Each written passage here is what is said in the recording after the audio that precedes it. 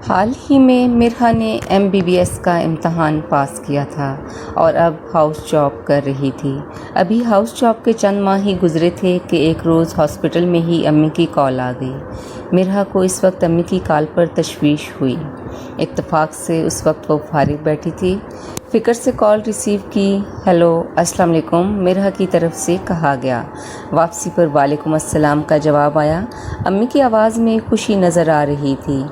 امی خیریت، آپ نے اس وقت کال کی؟ تو جواباً امی نے بتایا، بیٹا تمہارے بابا کے جاننے والے ہیں، انہوں نے ایک فیملی کے بارے میں بتایا، ان کا بیٹا ڈاکٹر ہے اور وہ اس کا رشتہ کرنا چاہ رہے ہیں۔ مرحا نے بیچ بات کے روک دیا۔ امی ٹھہریں تو میری بات سنیں، آپ نے یہ کہنے کے لیے کال کی؟ میں شام میں گھر آؤں گی تو بات کریں گے۔ وہ رشتے کے ذکر پر تھوڑا شرما بھی گئی۔ مرحا 2 بھائیوں کی اکلوتی بہن تھی، بہت معصوم، بہت صاف شفاف دل کی مالک، نرم و خدوخال والی ایک خوبصورت سی لڑکی تھی۔ امی نے جواباً اسے کہا، چلو ٹھیک ہے، لیکن مرحا بیٹا ذرا جلدی آ جانا شام میں۔ وہ مسکرائی اور کہا، ٹھیک ہے امی۔ ساتھ ہی روم میں اس کی کولیگ ڈاکٹر سیرش بھی آ گئی۔ پھر دونوں میس کی طرف چلے گئے۔ پھر شام تک وہ بہت مصروف رہی۔ کسی حادثے کی وجہ سے بہت زیادہ مریض ہاسپٹل آئے۔ اس رات بہت دیر سے فارغ ہوئی۔ رات میں تھکی ہاری گھر پہنچی تو امی انتظار میں تھیں۔ اسے کھانا دیا اور آرام کرنے کو کہا۔ انہیں لگا کہ مرحا اس وقت بہت تھکی ہوئی ہے، اس لیے اس بات کا یہ مناسب وقت نہیں۔ وہ بھی کھانا کھا کر چائے پی کر سو گئی۔ صبح ناشتے پر سب سے ملاقات ہوئی۔ طہا اور حمزہ جلدی جلدی ناشتہ کرتے اسکول اور کالج کے لیے نکل گئے۔ امی اور بابا نے ایک بار پھر وہی ذکر چھیڑا، مرحا بیٹا جیسا کہ تمہاری امی نے بتایا کہ ایک رشتہ آ رہا ہے، لڑکا ڈاکٹر ہے، اسی شہر میں سروس کر رہا ہے، تمہاری امی اور میرا خیال ہے دیکھنے میں حرج نہیں۔ مرحا بابا کی بہت لاڈلی بیٹی تھی۔ اس نے کہا، بابا ابھی تو میں پڑھائی سے فارغ ہوئی، ہاؤس جاب بھی کمپلیٹ نہیں، آپ اتنی جلدی مجھے یہاں سے رخصت کرنا چاہتے ہیں؟ امی اور بابا نے ایک بار پھر وہی ذکر چھیڑا، مرحا بیٹا جیسا کہ تمہاری امی نے بتایا کہ ایک رشتہ آ رہا ہے، لڑکا ڈاکٹر ہے، اسی شہر میں سروس کر رہا ہے، تمہاری امی اور میرا خیال ہے دیکھنے میں حرج نہیں۔ مرحا بابا کی بہت لاڈلی بیٹی تھی۔ اس نے کہا، بابا ابھی تو میں پڑھائی سے فارغ ہوئی، ہاؤس جاب بھی کمپلیٹ نہیں، آپ اتنی جلدی مجھے یہاں سے رخصت کرنا چاہتے ہیں؟ بابا اپنی کرسی سے اٹھ کھڑے ہوئے، اس کے پاس آئے، اس کے سر پر پیار دیا اور کہا، میری پیاری مرحا، اگر حکم خداوندی اور سنت رسول نہ ہوتا تو میں کبھی اپنی نظروں سے اپنی بیٹی کو اوجھل نہ کرتا۔ امی نے کہا، اچھا آپ پریشان نہ ہوں، انشاءاللہ سب خیر ہوگی، اگر مرحا رضامند ہے تو دیکھنے میں حرج نہیں، اس ویکنڈ گھر پر بلا لیتے ہیں۔ مرحا نے کہا، چلیں جیسے آپ کو مناسب لگے۔ ویکنڈ آنے سے پہلے امی نے گھر کی صفائیاں کروائیں، لان کو اچھا سا سیٹ کروا لیا، غرض مہمانوں کی خاطر مدارت کی بھی ساری تیاری کر لی۔ اگلے روز ہاشم اور اس کے گھر والے آ گئے، ساتھ میں بابا کے دوست بھی تھے۔ ہاشم واجبی سی شکل و صورت کا مالک تھا، لیکن اخلاق میں سب کو اچھا لگا۔ 2-3 بار وہ لوگ مرحا کے گھر آئے، پھر یہ لوگ بھی ان کے گھر گئے تو وہ سب لوگ انہیں اپنے جیسے ہی لگے اور آخر رشتہ طے پا گیا۔ مرحا نے بابا سے کہا کہ بابا ہاؤس جاب کے بعد ہی شادی کروں گی، تو بابا نے انہیں نکاح کے لیے رضامند کر لیا اور کہا کہ رخصتی ہاؤس جاب کے مکمل ہونے پر کریں گے۔ ہاشم کو یہ بات کچھ اچھی نہ لگی۔ سب کے سامنے خوش اخلاقی کا لبادہ اوڑھے شخص حقیقت میں کچھ اور مزاج کا تھا۔ یہ ابھی کسی اور کو تو پتہ نہ چل سکا، لیکن نکاح کے چند ماہ بعد ہی مرحا کو اس کی کافی باتیں عجیب لگا کرتیں۔ آج بھی وہ ہاشم کی اس بات کے بارے میں سوچ رہی تھی کہ جب اس نے مرحا سے کہا، ابھی شادی نہ کرنے کے پیچھے کچھ اور وجہ ہے کیا؟ کوئی اور تمہاری زندگی میں ہے؟ مرحا کو اس کا یہ سوال اچھا نہ لگا، لیکن پھر بھی اس نے وضاحت کے طور پر اسے بتایا کہ یہ شادی میری رضامندی سے طے پائی ہے، مجھ پر کوئی زور زبردستی نہیں تھی۔ اب وہ ہاشم سے کچھ کترانے لگی۔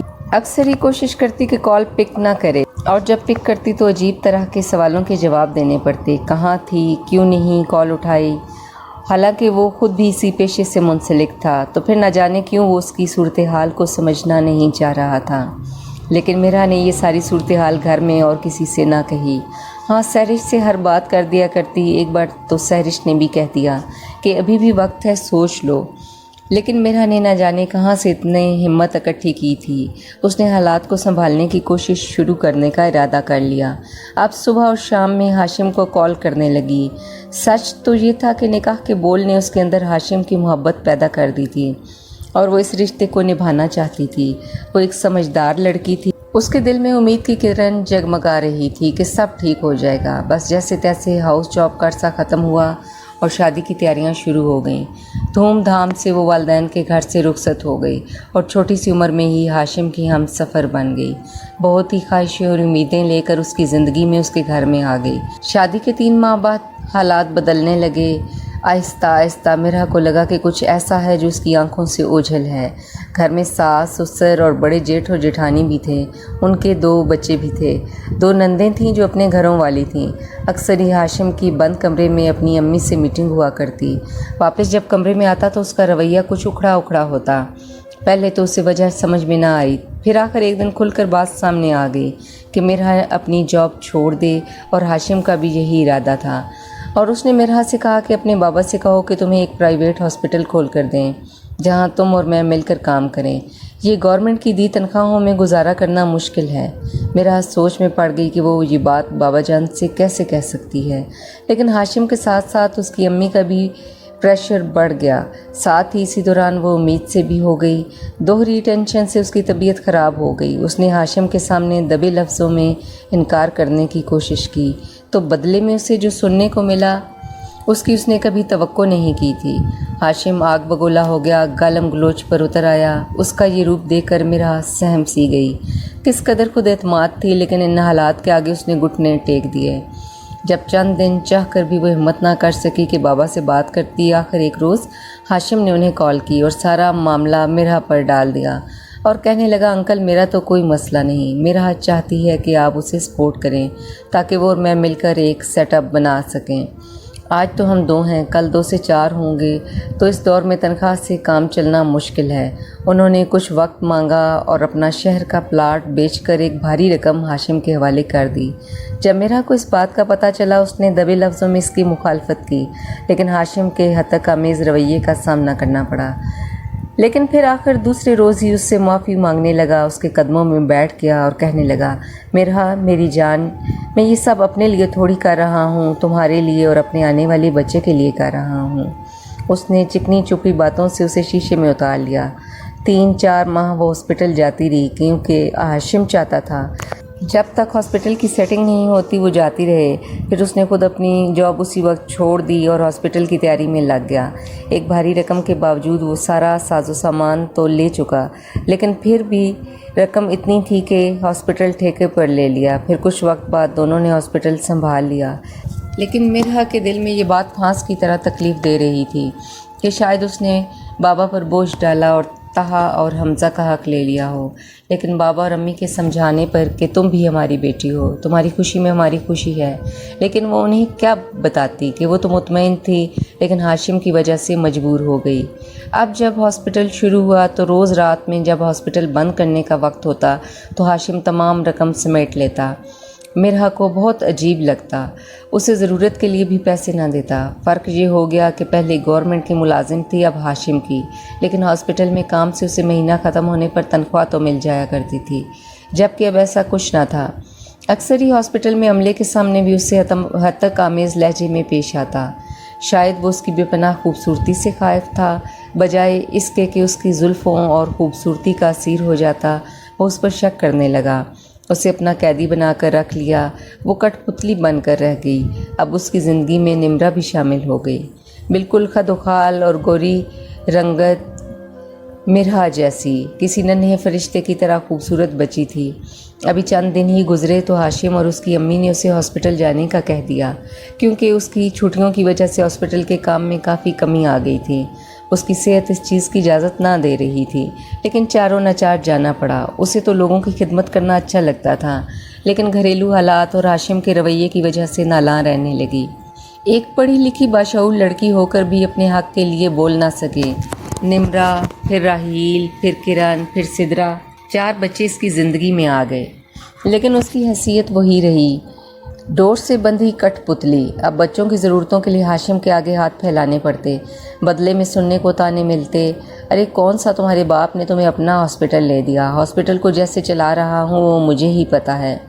حالانکہ ایسا کچھ نہ تھا، ہاسپٹل کا کام بہت اچھا تھا، لیکن ہاشم اپنی عیاشیوں میں کافی رقم خرچ کر دیتا، باقی گھر میں امی کو دے دیتا۔ اسے کبھی یہ خیال نہ آتا کہ 4 بچوں کی ذمہ داری اور ضرورتیں ہیں، تو شاید میرا کو بھی پیسوں کی ضرورت ہو۔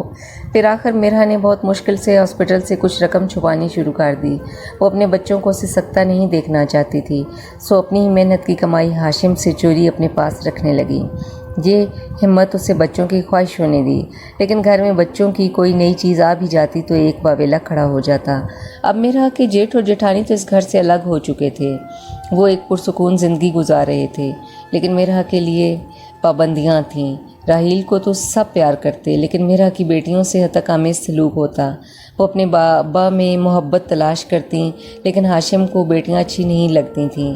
کبھی کبھی میرا سوچتی کہ کاش صرف اس کا ڈاکٹر ہونا نہ دیکھا جاتا، ایک اچھا انسان ہونا بھی بہت ضروری تھا، لیکن شاید نصیب میں یہی لکھا تھا۔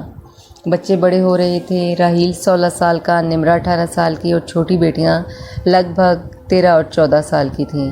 راحیل سے امی کے آنسو دیکھے نہ جاتے۔ وہ کہتا، امی بس 2 سال اور دیں مجھے، میں آپ کو جہنم سے نکال لے جاؤں گا۔ اب وہ بڑا ہو رہا تھا، بابا کے آگے امی اور بہنوں کے لیے آہنی دیوار بن کر کھڑا ہو جاتا۔ ہاشم کو راحیل سے بہت پیار تھا، وہ کافی باتیں اس کی سننے لگا اور کچھ ماننے بھی لگا، لیکن جب وہ سامنے نہ ہوتا تو میرا اور بیٹیوں کو ذہنی اذیت دینا اور برا بھلا کہنا اس کا مشغلہ بن گیا تھا۔ آج شام میں کرن اور سدرا نے آئس کریم کھانے کا کہا۔ میرا نے سہولت سے انہیں ٹالنے کی کوشش کی، لیکن اسی وقت اتفاقاً راحیل اکیڈمی سے واپس آ گیا۔ بائک باہر کھڑی کی اور اس نے کرن اور سدرا کی بات سن لی، فوراً واپس پلٹا اور میرا کے روکنے پر بھی نہ رکا۔ وہ کہتی رہی، راحیل اس وقت مت جاؤ۔ کرن اور سدرا بھی مان گئے کہ صبح آئس کریم کھا لیں گے، لیکن وہ ہمیشہ سے ہی ایسے کرتا تھا کہ جو چیز بھی بہنیں مانگتی انہیں فوراً لا کر دے دیا کرتا، کیونکہ بابا کا رویہ تو دیکھ ہی چکا تھا، سو وہ انہیں ہمیشہ لاڈ دینے کی کوشش کرتا۔ سو مرحا کو یہ کہہ کر کہ امی کچھ نہیں ہوتا، بس 15 منٹ میں آیا، آپ میرے لیے گرم گرم روٹی بنا دیں۔ وہ بائک لے کر نکل گیا اور مرحا فکر مند سی کچن میں آ گئی۔ دادی ماں بھی سن چکی تھی سارا قصہ۔ اب جب کہ آدھا گھنٹہ گزر چکا تھا اور راحیل واپس نہیں آیا تھا، تو میرا بار بار گیٹ کا چکر لگا رہی تھی۔ دادی اماں بھی کوسنے سناتی جا رہی تھیں، ارے بچے بیچارے کو اس وقت بھیج دیا، ان لڑکیوں کا پیٹ کبھی نہیں بھرے گا۔ یہ باتیں میرا کو تکلیف دیتی تھیں، لیکن سچ تو یہ تھا کہ اس وقت وہ بھی تشویش میں تھی کہ اس کا نمبر ٹرائی کرنے لگی، لیکن نمبر آف جا رہا تھا۔ کئی بار ملایا لیکن کوئی جواب نہ آیا۔ اوپر سے شہر کے حالات بھی عجیب تھے۔ اسی دوران ہاشم بھی گھر آ گیا۔ جیسے ہی معلوم ہوا راحیل 2 گھنٹے سے واپس نہیں آیا اور امی کی بھی بات سنی کہ کیوں گیا، تو آگ بگولا ہو گیا۔ کرن اور سدرا پر ہاتھ اٹھانے والا تھا کہ میرا ہمت کر کے رستے میں آ گئی اور وضاحت دینے لگی کہ راحیل زبردستی چلا گیا۔ 2 سے 4 گھنٹے گزر گئے۔ ہاشم اور میرا اسے ڈھونڈنے نکل کھڑے ہوئے۔ دادا جی بھی الگ سے سڑکوں پر ڈھونڈ رہے تھے۔ دادی جی کی جلی کٹی باتوں سے نمرہ، کرن، سدرا مزید پریشان ہو رہی تھیں۔ رات کے 3 ہو گئے اور دروازے پر ایمبولینس کا ہارن سنائی دیا تو ہزاروں خدشات نمرہ اور سب کے دل میں آنے لگے۔ دوڑ کر سب گیٹ کی طرف بڑھے۔ پاپا کو غم سے نڈھال اندر آتے پایا اور ماما نیم بھی ہوش تھیں۔ کوئی سہارا دے کر اندر لا رہا تھا، اور یہ کیا، اسٹریچر پر ایک میت بھی تھی جو راحیل کی تھی۔ راحیل روڈ ایکسیڈنٹ میں انتقال کر گیا تھا۔ کوہرام مچ گیا تھا، گھر میں بھی علاقے میں بھی۔ جوان بیٹا ماں اور بہنوں کی امید اور سہارا ہمیشہ کے لیے چھوڑ گیا تھا۔ اس کا جنازہ کب ہوا، سب کی کیا حالت ہوئی، سب بہت تکلیف دہ تھا۔ اور آج اس بات کو 3 ماہ گزر گئے، جو کہ لگتے تھے کہ 3 صدیوں کے برابر تھے۔ 3 ماہ سے گھر ماتم کدا تھا، بلکہ قبرستان تھا۔ اب کبھی کوئی مسکراتا نہ تھا۔ میرا کے ہونٹ بھی سل گئے تھے۔ سدرا اور کرن بھی بہت کمزور ہو گئی تھیں۔ ایسے میں سب کو نمرہ ہی سنبھال رہی تھی۔ اوپر سے باپ کے تانے بیٹیوں کا مقدر بن گئے تھے۔ وہ ہر وقت انہیں راحیل کی موت کا مورد الزام بھی ٹھہراتا، جو میرا کے لیے سہنا مشکل ہو رہا تھا۔ اس وقت وہ لوگ بھی غمزدہ تھے، لیکن ہاشم کو تو ان کا کچھ خیال نہ تھا۔ آخر ایک رات نمرہ نے ماما کو ہمت دی اور کہنے لگی، ماما اب وقت ہے، آپ کو کوئی فیصلہ کرنا ہوگا۔ اب راحیل نہیں رہا جو ہمارا سہارا، ہماری امید تھا۔ ہم بھی آپ کی بیٹیاں ہیں، آپ کو ہمارے لیے جینا ہوگا، آپ کو اس جہنم سے نکلنا ہوگا۔ راحیل بھی تو یہی چاہتا تھا نا ماما، اس نے آپ سے وعدہ کیا تھا کہ وہ ہمیں یہاں سے دور لے جائے گا، मिरहा सिसकने लगी, तीनों को साथ लगाकर रात देर तक रोती रही और आखिर सुबह तक इस नतीजे पर पहुंच गई कि उसे घर से निकलने का कदम उठाना ही होगा। सुबह अम्मी की बीमारी का बहाना किया और चंद ज़रूरी चीज़ें इकट्ठी कर लीं। वो बैग में डाली और बच्चों को साथ लिया। हाशिम और सास ने उसे रोकने की कोशिश की कि जाना है तो तुम जाओ, लेकिन उसने उनकी मिन्नत की कि अम्मी को देख कर लौट आएंगे और आखिर उस रोज़ वो सब वहाँ से हमेशा के लिए निकलने में कामयाब हो गए। बाबा के घर के दरवाजे हमेशा से उसके लिए खुले थे और भाइयों और भाभीयों के दिल के दरवाजे भी उसके लिए हमेशा से खुले थे। फिर मामला आगे बढ़ा। हाशिम ने बहुत धमकियाँ दीं, लेकिन ताहा और हमज़ा भी अब बच्चे नहीं थे। उन्होंने पुलिस और कानून की जवाबन धमकियाँ दी तो वो मिरहा और बच्चियों से दस्तबरदार हो गया और मिरहा के बाबा के पैसों से शुरू किया हॉस्पिटल भी खुद ही संभाल लिया। मिरहा ने यहाँ आकर बेटियों की खातिर खुद को बेहद मुश्किल से संभाला। उसने फैसला किया वो दोबारा हॉस्पिटल जाएगी। बाबा ने मना किया और कहा बेटा तुम हम पर बोझ नहीं। लेकिन अम्मी ने समझाया हमारी ज़िंदगी का कुछ पता नहीं, आज भाई भाभियाँ इन पर जान देते हैं, लेकिन वक्त और हालात किसी भी तरह के हो सकते हैं, आप इसे मत रोकें। मसलहतन बाबा को मानना पड़ा ताकि मिरहा का दिल भी बहल जाए, शायद इस तरह राहील का सदमा कम हो जाए। मिरहा ने हॉस्पिटल ज्वाइन किया, फिर वक्त गुजरने के साथ साथ मेहनत की और भाइयों की मदद से उमे राहील हॉस्पिटल बना लिया। अब निम्रा भी 25 साल की हो गई थी और किरण और सिदरा भी कॉलेज जाती थी। निम्रा ने ग्रेजुएट कर लिया था और आज उमे राहील की माँ उसका फ़र्ज़ अदा करने जा रही थी और उसकी शादी हो रही थी। ना बाप ने शफ़क़त का हाथ बेटियों के सर पर रखा था, ना बाप ज़िंदा रहा था, लेकिन अल्लाह तो अपने बंदों को कभी भी आसरा नहीं छोड़ता और वसीले बना ही देता है, सहारे भी बना देता है। सो आज वो एक नामवर डॉक्टर थी, लेकिन मिरहा के नाम से नहीं, उमे राहील के नाम से, और लोगों की हिम्मत की मिसाल बन चुकी थी। और अब हाशिम भी गुर्दों की बीमारी की वजह से इंतकाल कर चुका था। उमे राहील ने उसे माफ़ कर दिया था हर जुल्म के लिए, लेकिन न जाने खुदा ने उसे माफ़ किया था या नहीं। दूसरी तरफ उमे राहील के नाम से ट्रस्ट भी बना रखा था जहां लोगों का मुफ्त इलाज होता। इस ट्रस्ट के क़याम से मिरहा को ऐसे लगता जैसे राहील उसके साथ खड़ा है, उसकी हिम्मत बनकर।